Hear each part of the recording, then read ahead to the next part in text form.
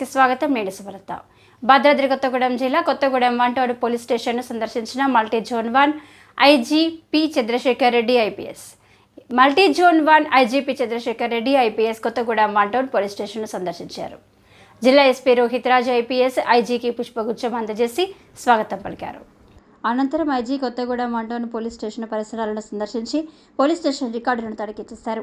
ఈ సందర్భంగా ఐజీ మాట్లాడుతూ వివిధ సమస్యలతో పోలీస్ స్టేషన్కు వచ్చే బాధితులతో మర్యాదపూర్వకంగా వెలుగుతూ వారి సమస్యల పరిష్కారానికి బాధ్యతగా పనిచేయాలని, 100 డయల్కు ఫోన్ రాగానే వెంటనే స్పందించి బాధితులకు అండగా నిలవాలని, విజిబుల్ పోలీసింగ్లో భాగంగా పెట్రోలింగ్, బ్లూ కోట్స్ వాహనాలతో నిరంతరం రోడ్లపై తిరుగుతూ ప్రజలకు అందుబాటులో ఉండాలని, పోలీస్ స్టేషన్ పరిధిలోని ప్రతి ప్రాంతంలో సీసీ కెమెరాలు ఏర్పాటు చేసుకొని నేరాలను ఛేదించడంలో, నేరాలను నియంత్రించడంలో ప్రజలను కూడా భాగస్వామ్యం చేస్తూ పనిచేయాలని వారు సూచించారు.